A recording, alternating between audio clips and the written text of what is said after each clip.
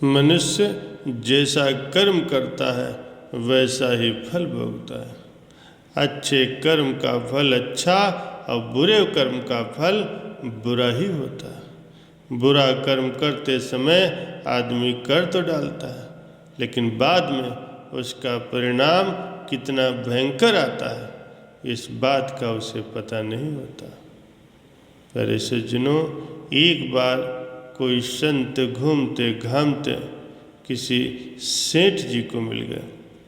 तो सेठ ने ये सोचा कि महात्मा जी तो ब्रह्मज्ञानी मालूम पड़ते हैं और ऐसे संत की सेवा बड़े भाग्यों से मिलती है। चलो अपने द्वारा भी कुछ इन महात्मा जी की सेवा हो जाए।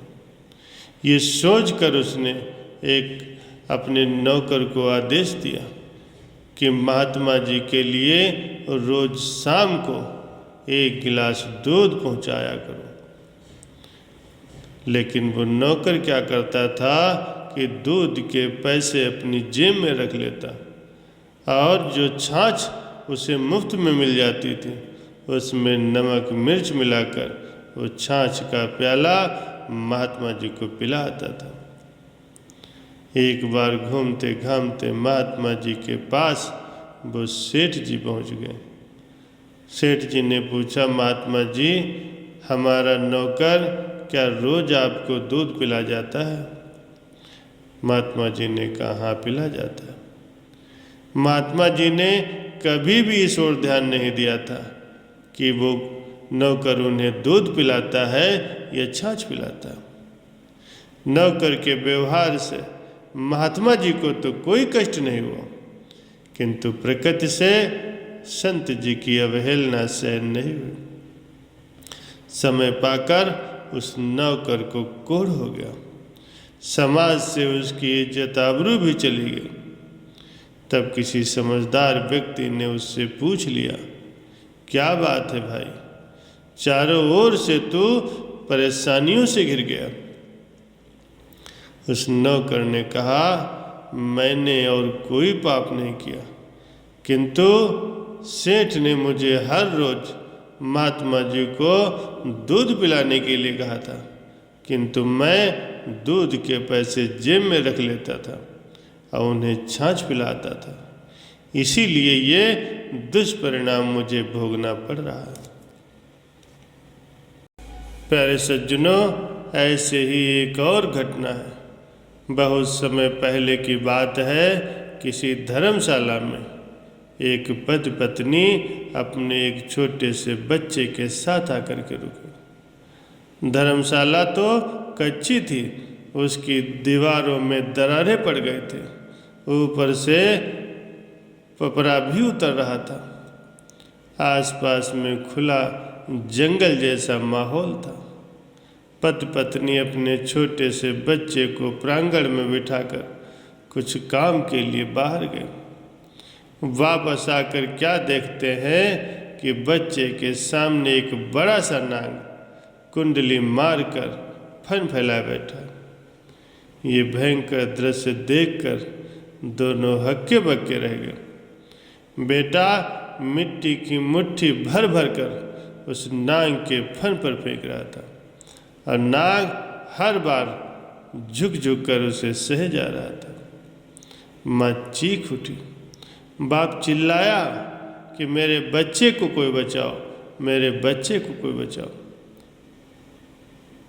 लोगों की धीरे धीरे भीड़ इकट्ठी हो गई। उनमें से एक निशानेबाज था। ऊंट गाड़ी पर बोझा ढोने का धंधा करता था। वो आगे आया और बोला, मैं निशाना तो मार सकता हूँ, सर्प को ख़त्म कर सकता हूँ, लेकिन अगर निशाना चूक गया और बच्चे को कहीं चोट लग गई तो मैं जिम्मेदार नहीं। आप लोग बोलो तो मैं कोशिश कर सकता हूँ। पुत्र के आगे विषधर बैठा था। ऐसा देखकर कौन मां इनकार करेगी। वो सहमत हो गई और बोली, भाई सांप को मारने की कोशिश करना, गलती से अगर बच्चे को चोट लग जाएगी हम तब भी कुछ नहीं कहेंगे। ऊंट वाले ने निशाना मारा। सांप जख्मी होकर के गिर पड़ा, मूर्छित हो गया। लोगों ने सोचा कि सांप मर गया। उन्होंने उसको उठाकर बाढ़ में फेंक दिया। रात हुई, वो ऊँट वाला उसी धर्मशाला में अपनी ऊँट गाड़ी पर ही सो रहा था। रात में ठंडी हवा चली, मूर्छित सांप की बेहोशी टूटी। वो आया, उसने ऊँट वाले के पैर में डस लिया। सुबह लोग क्या देखते हैं कि ऊँट वाला मरा पड़ा। दैव योग से सर्व विद्या जानने वाला एक आदमी वहाँ ठहरा हुआ था। वो बोला, भाई, सांप को यहाँ बुलाकर जहर को वापस खिंचवाने की विद्या मैं जानता हूँ। यहाँ कोई 8-10 साल का निर्दोष बच्चा हो तो उसके चित्त में मैं सांप के सूक्ष्म शरीर को बुला सकता हूँ और वार्तालाप करा सकता हूँ। उस गांव से 8-10 साल का एक बच्चा बुलाया गया। उसने उस बच्चे में सांप की आत्मा को बुलाया। उससे पूछा, इस ऊँट वाले को क्या तूने काटा है? उसने कहा, हाँ। इस बेचारे को तूने क्यों काटा? बच्चे के द्वारा वो सांप बोलने लगा कि मैं निर्दोष था, मैंने इसका कुछ नहीं बिगाड़ा था, इसने मुझे बेकार में निशाना बनाया, तो मैं क्यों न इससे बदला लूँ। वो बच्चा तुम पर मिट्टी डाल रहा था, उसको तो तुमने कुछ नहीं किया। सांप बोला, बच्चा तो मेरा 3 जन्म पहले का है, उससे लेन देन था। 3 जन्म पहले मैं भी मनुष्य था, वो भी मनुष्य था। मैंने उससे 300 रुपये लिए थे, लेकिन वापस नहीं दे पाया था, और अभी भी देने की क्षमता मुझ में नहीं है। और ऐसी ऊंची नीची योनियों में मुझे भटकना पड़ रहा। संयोगवश जिससे मेरा लेन देन था, अब वही मेरे सामने आ गया, तो मैं अपना फन झुका झुका कर उससे माफ़ी ले रहा था। उसकी आत्मा जागृत हुई तो धूल की मुट्ठियाँ फेंक फेंक कर वो मुझे फटकार दे रहा था, मुझ पर लानत दे रहा था। कर्जा नहीं चुका सका मैं उसका। उसकी वो फटकार सहते सहते मैं अपना ऋण अदा कर रहा था। हमारे लेन देन के बीच टपकने वाला वो कौन है? मैंने तो उसका कुछ नहीं बिगाड़ा था, फिर भी उसने मुझ पर निशाना मारा। इसीलिए मैंने अपना बदला लिया।